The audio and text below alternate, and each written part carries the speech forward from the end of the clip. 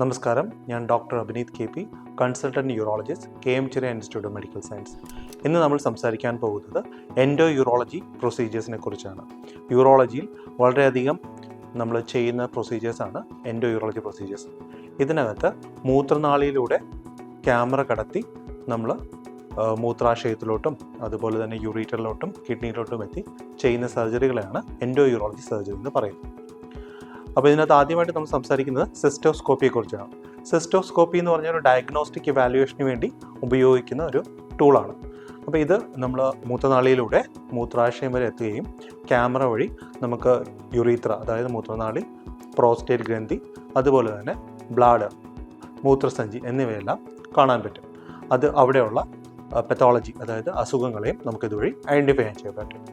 അതുപോലെ തന്നെ ചെയ്യുന്ന സർജറിയാണ് TURP എന്ന് പറയുന്നത്. അത് trans urethral resection of prostate ആണ്. ഇതുവഴി നമ്മൾ പ്രോസ്റ്റേറ്റ് ഗ്രന്ഥിനെ ക്യാമറ വഴി തന്നെ അകത്തോട്ട് പോയിട്ട് റിമൂവ് ചെയ്യുന്നതിനാണ് TURP എന്ന് പറയുന്നത്. നെക്സ്റ്റ് നമ്മൾ സംസാരിക്കാൻ പോകുന്നത് URSL അഥവാ യൂറിട്രോസ്കോപ്പിക് ലിത്തോട്രിപ്സി എന്ന് പറയുന്ന സർജറിയാണ്. ഇത് യൂറീറ്ററിൽ കുടുങ്ങിയിരിക്കുന്ന കല്ലുകളെ നീക്കം ചെയ്യാൻ വേണ്ടി ഉപയോഗിക്കുന്ന സർജറിയാണ്. ഇതും എൻഡോസ്കോപ്പിക്ക് തന്നെയാണ് ചെയ്യുന്നത്. അപ്പോൾ ഇതിനകത്ത് നമ്മൾ ലേസർ ഉപയോഗിച്ചാണ് കല്ലുകളെ പൊടിച്ചു കളയുന്നത്.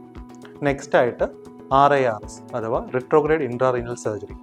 ഇതിൽ ഫ്ലെക്സിബിൾ ആയിട്ടുള്ള സ്കോപ്പ് ഉപയോഗിച്ച് നമ്മൾ കിഡ്നി വരെ എത്തുകയും അതിനുശേഷം കിഡ്നിയിലുള്ള സ്റ്റോൺസിനെ പൊടിച്ചു കളയുകയാണ് ചെയ്യുന്നത്. ചില വലിയ കല്ലുകളുണ്ടെങ്കിൽ നമ്മൾക്ക് RIRS കൊണ്ട് ചെയ്യാൻ പറ്റത്തില്ല. അതുകൊണ്ടാണ് നമ്മൾ PCN അഥവാ പെർക്യൂഡിയൻ നെഫ്രോലിത്തോട്ടമി എന്ന സർജറി ചെയ്യുന്നത്. ഇതൊരു കീ ഹോൾ സർജറിയാണ്. പുറകുവശത്ത് 1 സെൻറ്റിമീറ്റർ നീളമുള്ള ഒരു ഹോൾ ഉണ്ടാവും. അതുവഴിയായിരിക്കും നമ്മൾ കിഡ്നി വരെ എത്തുകയും കല്ലുകളെ പൊടിച്ചു കളയുകയും ചെയ്യുന്നത്. എന്താണ് ഈ എൻഡോ യൂറോളജി സർജറീസിൻ്റെ ഉപയോഗം? അതായത് രോഗിക്ക് പെട്ടെന്ന് തന്നെ ഹോസ്പിറ്റലിൽ ഡിസ്ചാർജ് ചെയ്ത് പോകാൻ പറ്റും.